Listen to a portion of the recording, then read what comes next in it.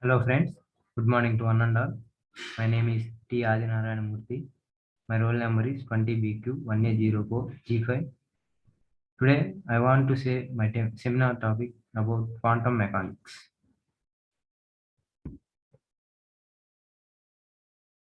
Actually, quantum mechanics is a fundamental theory in physics that provides a description of the physical properties of nature at the scale of atoms and subatomic particles. Generally, it is the foundation of all quantum physics, including quantum chemistry, quantum field theory, quantum technology, and quantum information science.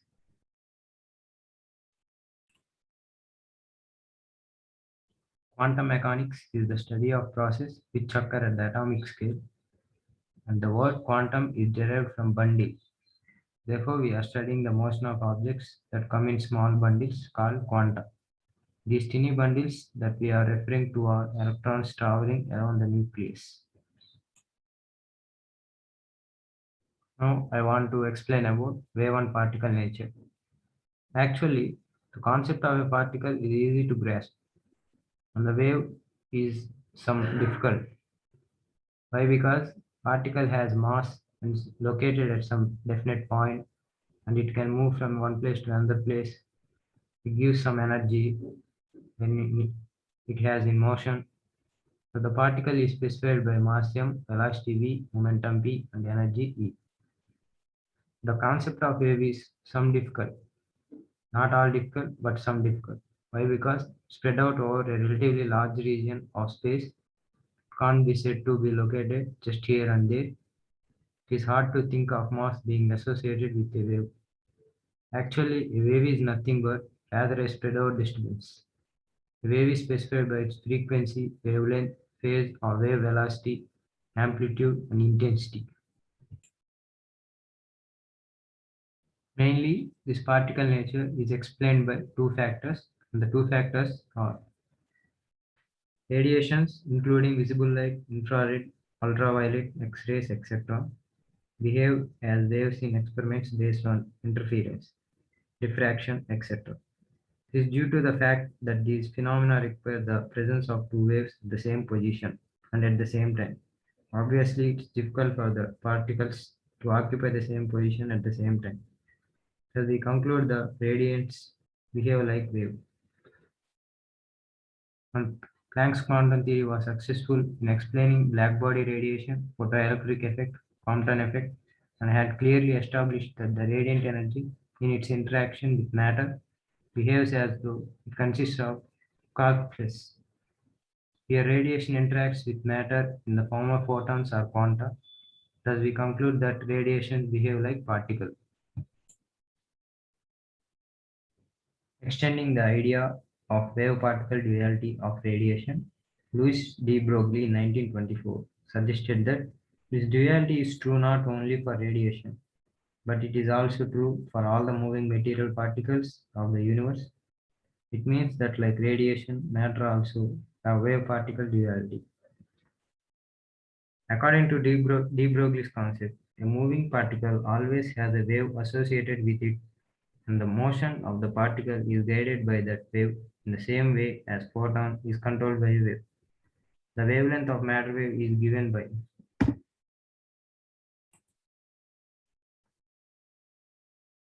lambda equal to h by mv, that equal to h by p. Actually, in detail, we explain the expression for wavelength of matter wave by considering some equations.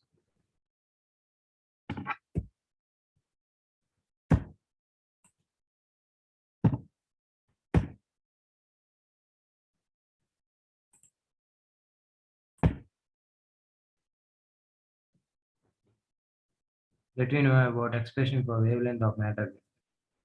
According to Einstein's theory of relativity, we consider a particle of mass m. So the mass m of the particle is equivalent to the energy of the total particle, and the formula is given by E equal to mc square. Similarly, a photon attains a mass m during its motion with velocity c, then the expression is h nu equal to mc square. So the momentum of photon is P equal to mc. The above equation can be written as h nu equal to pc. They're equal to p nu lambda, because the light is written as nu lambda. So lambda equal to h by p, that equal to h by mv. Since the momentum of the particle is mv, lambda equal to h by p is a common expression for expression of matter waves. And we have to consider some cases, and we have to discuss about it to know about the matter wave expression clearly. Suppose in the first case, the particle is accelerated to the kinetic energy Ek, then it is written as Ek equal to half mv square, that equal to p square by 2m. And finally, we written as p equal to root 2m Ek. Now the expression for the de Broglie wavelength is lambda equal to h by p. So we have p as root 2 m Ek. So lambda equal to h by root 2m Ek. And if the particle is accelerated with the help of electrostatic energy, then the kinetic energy can be given as Vk equal to q into v. P is accelerating potential. So now momentum P is root 2m qv. So lambda equal to h by p. So that equal to h by root 2m qv.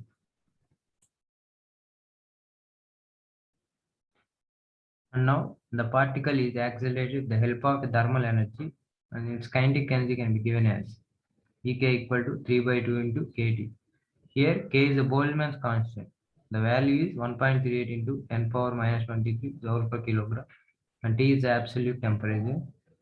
Momentum of the particle given as P equal to root 2m Ek, and in the place of Ek we can substitute 3 by 2 kT, 2 cancel, and final output is root 3m kT. So the expression for wavelength can be given as lambda equal to h by root 3m kT. And the particle is moving with a velocity comparable to the light. We can written as m equal to m naught by square root of 1 minus mu square by c square. M is the mass, and m naught is the rest mass of the particle. V is the velocity of the particle. C is velocity of light. So the expression for de Broglie wavelength can be written as lambda equal to h by mv, that equal to h into square root of 1 minus mu square by c square by m naught v. The de Broglie wavelength associated with electron, here charge is E, rest mass m naught, and the potential difference V. So the kinetic energy is half m naught v square equal to EV. So small v equal to square root of 2 EV by m naught. The de Broglie wavelength is h by root 2 EV m naught. Here h is Planck's constant, and the value is 6.625 into 10 power minus 34 joule second. So by substituting the values and simplifying the equation, we get lambda equal to 12.26 by root 3 angstroms. The wavelength associated with an electron accelerated by the particle of difference is denoted by lambda equal to 12.26 by root v in Armstrong units.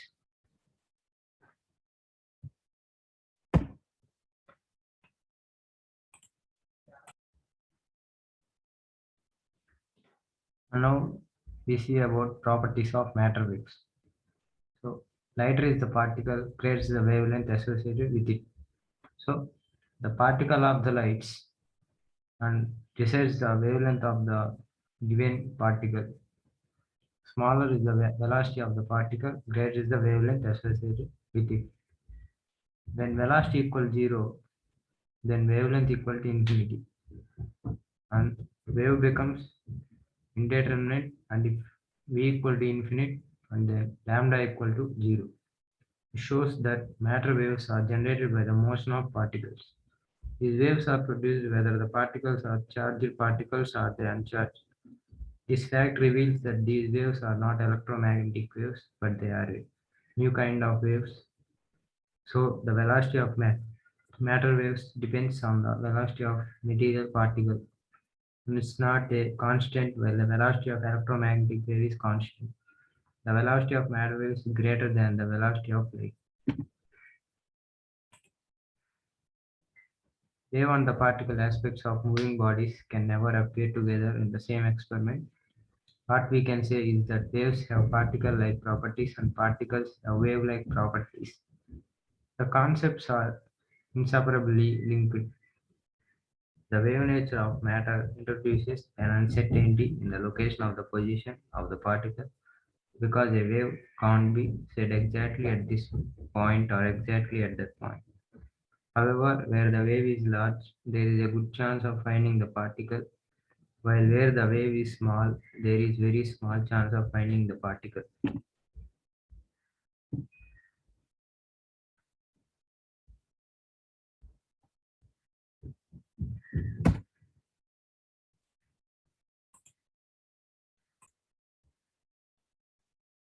And now we discuss about detection of matter waves.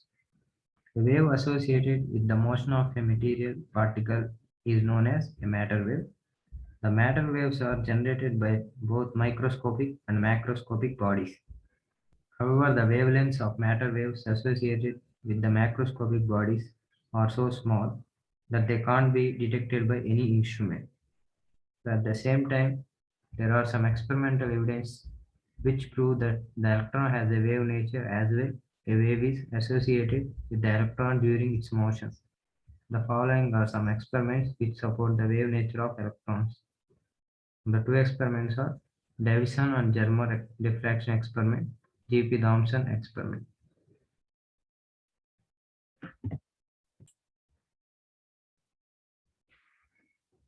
By seeing the Davison and Germer diffraction experiment, we know that the first experimental evidence of matter wave was given by two American physicists, Davison and Germer, in 1927.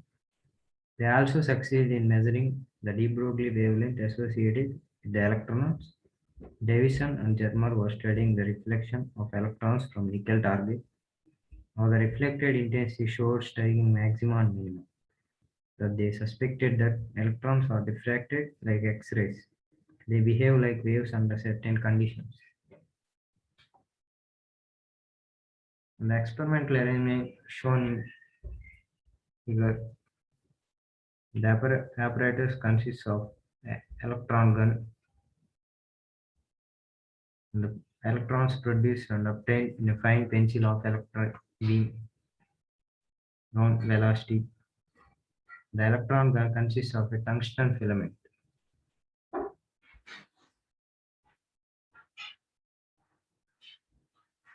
And after these electrons are collimated by suitable slits to obtain a fine beam, the beam of electrons is directed to fall on a single crystal of nickel known as target T.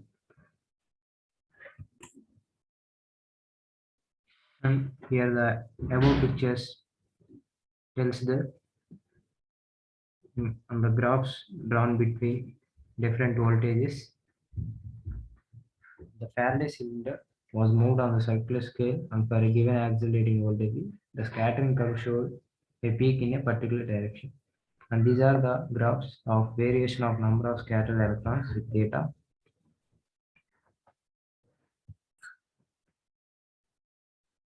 Electron beam incident perpendicular to the crystal surface. The pronounced scattering direction found to be 50 degrees for electron was accelerated to 54 volts. According to de Broglie electron wave, lambda equal to 12.26 by root V. Here, the voltage difference angle is 54, that equal to 1.67 Armstrong. From the X-rays analysis, it's known that a nickel crystal acts as a plane diffraction grating with grating space d equal to 0.909 into 10 power minus 10 meters, and we have diffracted angle equal to 50 degrees, and the Bragg's angle is theta dash equal to 180 minus 50 by 2, that equal to 65 degrees. Using the Bragg's formula, 2d sin theta equal to n lambda, and by simplifying substituting values, we get lambda equal to 1.65 Armstrongs. As the two values are in good agreement, hence confirm the de Broglie wavelength.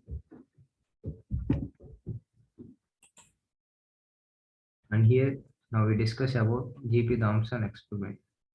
G.P. Thomson performed experiments with electrons accelerated from 10,000 to 15,000, 50,000 volts.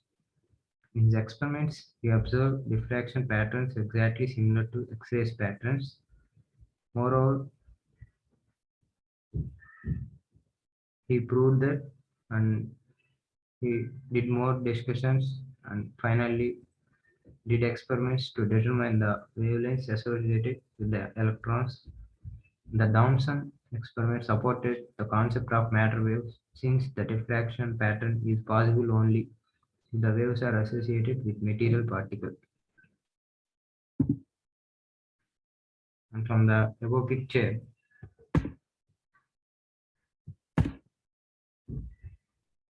is the experimental arrangement for electron beam diffraction. Here, it denotes the cathode, the gold foil, it's a slit, the photographic plate, and the light ray passing from this. And by this experiment, after developing the plate, a symmetrical pattern consisting with some rings about the central spot is obtained. And it is the central spot, the diffraction, total diffraction pattern with the gold foil. This pattern is similar as produced by X-rays. From the G.P. Thomson experiment, the following conclusions have been drawn from the experiment. Thomson experiment clearly demonstrated the existence of matter waves because the diffraction pattern can be produced by the waves. Thomson calculated the wavelength associated with the electrons with the help of diffraction rings. The calculated wavelengths obtained by diffraction pattern agree well with the wavelengths obtained by de Broglie's relation. The associated wavelength depends only on the accelerating voltage and is independent of the material of the target, whether it's gold or platinum.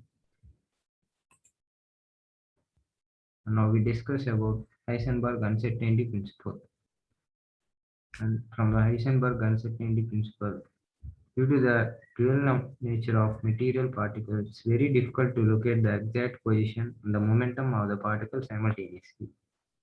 So, Heisenberg uncertainty principle gives the to understand the uncertainty in the measurement of position and momentum of microscopic particles. Hence, it gives a relation delta x into delta p greater than or equal to lambda by 4h, h by 4 pi. And let us take the examples of narrow and wide wave packets. In narrow wave packets, the position of the particle can be precisely determined, but not the wavelength. As a result, the particle's momentum can't be measured accurately as there are not enough waves to exactly measure the wavelength.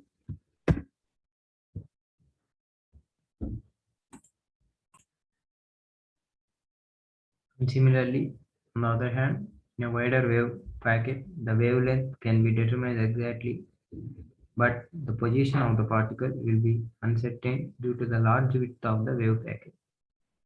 From this diagram, the wavelength can be determined, like the large width of the wave packet. Width is large. Hence, it can be concluded that it's impossible to simultaneously determine the exact position and the exact momentum of a particle. The Heisenberg's uncertainty principle states that it's not possible to simultaneously measure the position and the momentum of a particle to any desired degree of accuracy.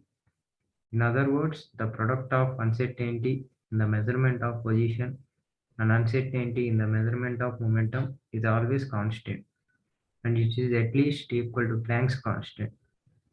So delta P into delta X equal to H. It has been experimentally observed that the product of uncertainties in position and momentum is equal to or greater than H by 4 pi. So delta P into delta X greater than or equal to H by 4 pi.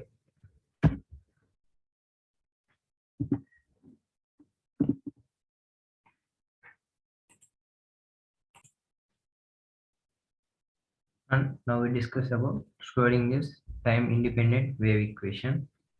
According to de Broglie's theory, A particle of mass m is always associated with a wave whose wavelength is given by lambda equal to h by mv. The particle has wave properties. It is expected that there should be some sort of wave equation which describes the behavior of the particle. Consider a system of stationary waves associated with a particle. Let xyz be the coordinates of the particle and psi is the wave displacement for the de Broglie waves at any time t. The classical differential equation of a wave is given by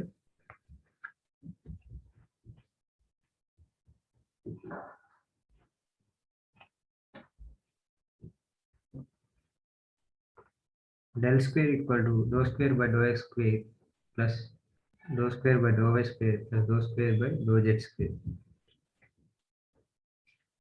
And finally, we obtain the equation like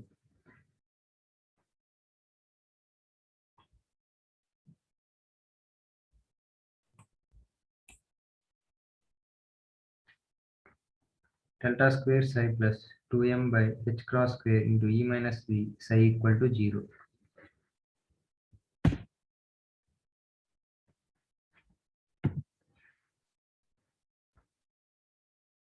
And now we discuss about Schrödinger's time-dependent wave equation.